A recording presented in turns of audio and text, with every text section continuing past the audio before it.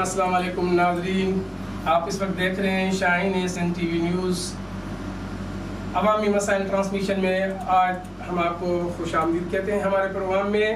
آج عوامی مسائل میں شریک ہوئے ورکشاپ کے سینئر صحافی فقیر بخشل گاہو صاحب اور مسٹر رب نواز شر صاحب ہمارے پاس موجود ہیں۔ آئیے ناظرین، اس حوالے سے آج ہم ان سے جانتے ہیں کہ ان کے علاقے ورکشاپ میں کتنی آبادی ہے، ان کو وہاں پہ سیاسی پارٹیوں نے جو بھی اقتدار میں ہیں یا اپوزیشن میں، لیکن انہوں نے کتنی خدمت کی ہے اور شہریوں کا اس حوالے سے کیا رد عمل ہے۔ اس حوالے سے سب سے پہلے تو میں خوش آمدید کہتا ہوں سر، آپ کو ہم ویلکم کرتے ہیں شاہین SN نیوز اسٹوڈیو میں۔ امید ہے آپ خوش ہوں گے، خیریت سے ہوں گے۔ کیسے آپ ورکشاپ پہ آپ کا وقت گزرا ہے کہ صحافت میں بھی آپ کا ایک بہت ایک سینئر صحافی آپ نے ایک ٹائم دیا ہے، ایک اپنا تقریباً 20-22 سال آپ نے بھی صحافت میں گزارے۔ آپ اس حوالے سے کیا دیکھتے ہیں کہ کس طرح ورکشاپ کو جو سیاستدانوں نے ان کی خدمت کی ہے؟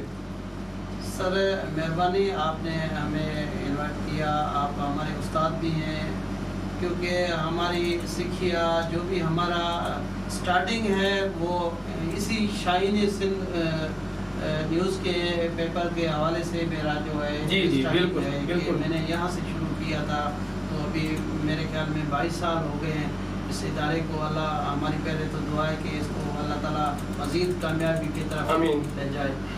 ورکشاپ کے حوالے سے ہم یہی دیکھ رہے ہیں کہ اتنے سالوں سے کہ ترقیاتی کام ابھی تک کوئی نہیں ہوا ہے جو کسی عوام کے سامنے ہو۔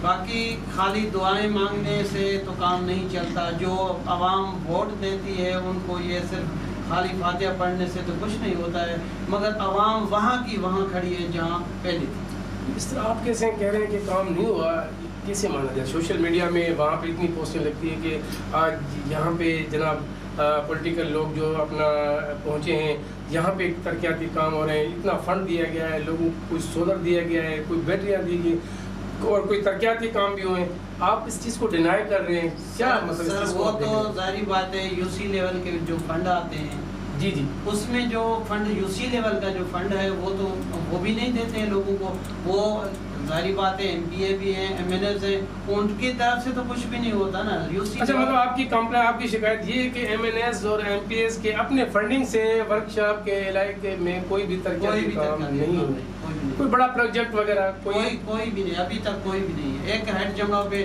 اسکول ہے جو صاف پانی کا، کوئی ہیلتھ کا، کوئی ایجوکیشن کا، کوئی پلانٹ نہیں لگا ہوا ہے، کوئی صاف پانی کا ماحول جو ہے ادھر کا تمام خراب ہو گیا ہے کہ یہاں پہ جو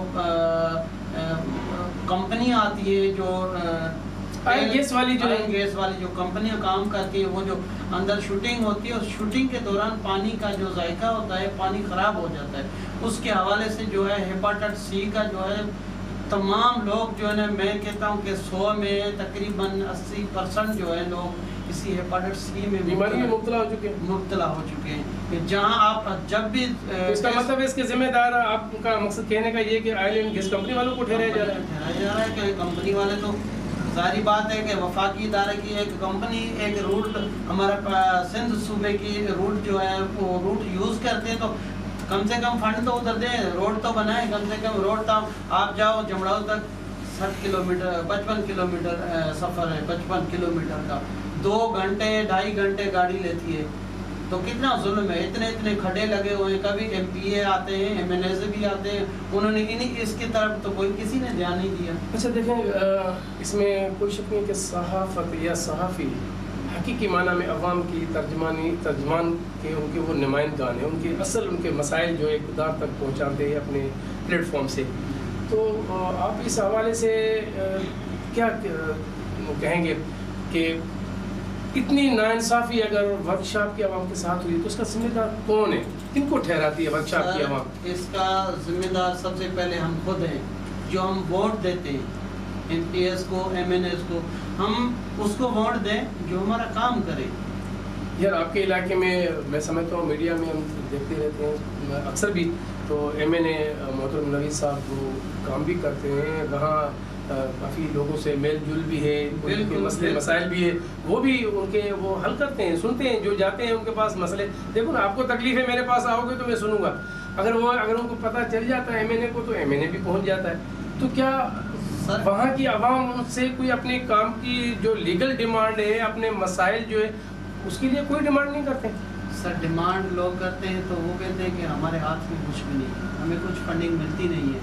ظاہری بات ہے، نہ ملنے کی وجہ وہ تو ان کو پتہ ہوگا، وہ جواب دے سکتے ہیں، مگر عوام کا تو قصور نہیں ہے اس میں. عوام کو تو اپنی سہولت، نہ ہاسپیٹل ہے ہمارے پاس، PPHI کے 1-2 سینٹر چل رہے ہیں. مزید ایک PPHI کا سینٹر چلا تھا جو ورکشاپ والا ہے، اس کو جو ہے نا دوبارہ ایسے یعنی بنایا گیا کہ میں کیا آپ کو بتاؤں کہ وہ اس کے فوٹیجز، اس کے سارے ہمارے پاس پورا ریکارڈ موجود ہے کہ اس کو جو ہے نا توڑ کے ایک جگہ سے پیلر وہی لگے، ان کو رنگ روٹ کر کے انہوں نے بنا دیا. سرکاری ہاسپٹل مطلب وہاں اسی ہاسپٹل کو جو ڈسپینسری تھی، آئی تھنک وہ ڈسٹرکٹ کونسل کی تھی، تو PPHI کی، تو ڈسٹرکٹ کونسل کو PPHI کی، تو مطلب اسی کو ریپیئر کر کے انہوں نے بنائی ہے. تو اس وقت وہاں پہ ادویات دی جا رہی ہے، عوام کو میڈیکل فیسلٹیز مہیا کی جا رہی ہیں. برحال کچھ نہ کچھ بہتر ہے، کچھ نہ کچھ. ناظرین، ورکشاپ سے ہمارے ابھرتے ہوئے نوجوان صحافت کی دنیا میں بڑی جدوجہد کر کے اس منزل پہ پہنچے ہیں، اور اس نوجوان کے لیے ہم دعاگو بھی ہیں. رب نواز شر صاحب ہمارے پاس موجود ہیں، اور میں آپ سے پہلے بھی میں ایڈوانس میں آپ لوگوں سے یہ، کیونکہ میں نے اردو میں نے خود ہی کہا تھا کہ یار آپ کوشش کرو تھوڑا اردو میں بولنے کی، کہ تاکہ آپ کی آواز سب تک پہنچ سکے. یہ سندھی اسپیکنگ میں، یہ لینگویج میں بات کرنا چاہتا تھا، لیکن اگر اس کی کوئی کمی کوتاہی، کوئی غلطی ہو تو اس کو آپ نظر انداز کر دینا، کیونکہ ہم کوشش کر رہے ہیں کہ اس ٹرین پہ کہ ہم اب ان کے علاقے کے مسائل ہو، میں بھی آپ لوگوں کو سمجھ نہ آئے ان کی اپنی لینگویج میں، تو آپ کو اردو میں سمجھ آئیں گے، ضرور آنے بھی چاہیے. جی رمنا صاحب، کیا حال ہے آپ کے؟ کچھ طبیعت ٹھیک ہے؟ ورکشاپ کے اتنی بڑی آبادی بڑھتی جا رہی ہے، اتنی ان کی جو ایریا کی ڈیمانڈ جو بڑھتی جا رہی ہے، کیا سبب ہے ان کی؟ ورکشاپ سانگڑ سے زیادہ ان کی پلاٹنگ بھی جو مہنگے ہوتے جا رہے ہیں، وجہ کیا ہے؟ بات یہ ہے کہ ورکشاپ جو آبادی کے حساب سے بڑا، ضلع سانگڑ کا بڑا اچھا شہر ہے، اور اس شہر میں بہت آبادی ہے، اور یہ کپاس کی وجہ دیکھی جائے یا کن کی گندم جو ہوتی ہے، یا جو شکر حساب سے بڑا اچھا ایریا ہے یہ ورکشاپ آبادی کے حساب سے. اور جو ادھر ہمارے پاس دوسرے علاقوں کے بندے جو ہیں پلاٹیں لے رہے ہیں، باہر کے بندے، وہ اس کی وجہ سے ورکشاپ جو بڑھتا جا رہا ہے. اچھا، وہاں پہ آپ ڈیولپمنٹ کے حوالے سے آپ نے کیا محسوس کیا ہے؟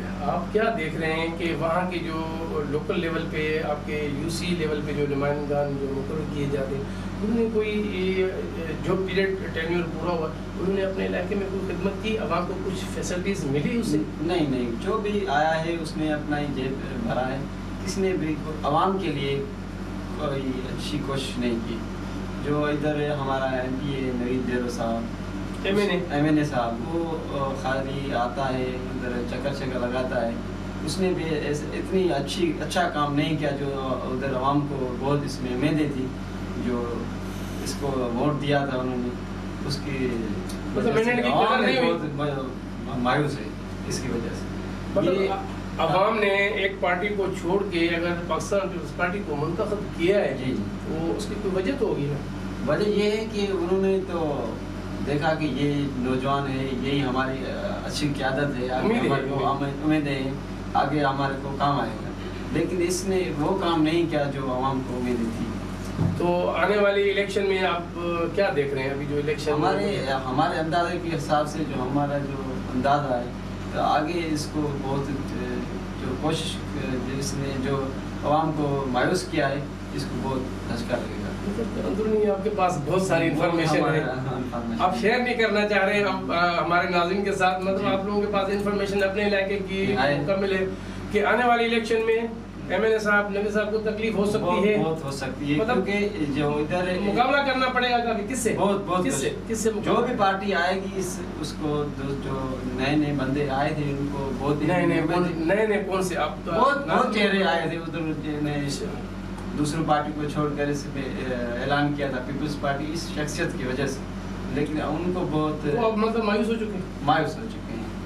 یہ بات یہ ہے کہ جو ان کے پیپلز پارٹی کے جو اگوان ہیں یہ ہمارے ایریا یوسی صدرٹ میں وہ اپنی بس جیب بھرتے ہیں اور عوام کے لیے کچھ کام نہیں کرتے. شولر پلیٹیں جو پہلے ملی تھی پیپلز پارٹی نے دی تھی وہ بھی اپنے بندوں کو دیے. لیکن کہا جا رہا ہے کہ وہ بھی سولر پلیٹ یا بیٹری پنکھے جو بھی دیے گئے تھے یوسی فنڈ سے دیے گئے تھے. ایم این اے نے اپنے فنڈ سے تو نہیں وہ دیے, یا ایم این اے نے اپنے فنڈ سے دیے؟ نہیں, یہ یوسی کا فنڈ تھا جو انہوں نے دیا ہے, لیکن اپنا جو فنڈ ہے وہ اس نے نہیں دیا. جو اہم مسئلہ ہے ہمارے علاقے میں جو ہیڈ جمڑا روڈ ہے اس میں بہت بڑے کھڈے بہت بڑھ چکے ہیں. روڈ ٹوٹ چکا ہے, مکمل سبو نالی کا شکار ہے, وہاں آنے جانے میں حادثے جو ہیں روز کے معمول بن چکے ہیں. بڑی بات یہ ہے کہ ورشا ایریا بڑا ہے, اس میں ایمبولینس کا صورت نہیں ہے اسپتال میں. PPHI جو ہے بہت حادثے ہوتے ہیں, ایمبولینس کے نہ ہونے کی صورت میں بندے جو ہیں ہاتھ فوت ہو جاتے ہیں.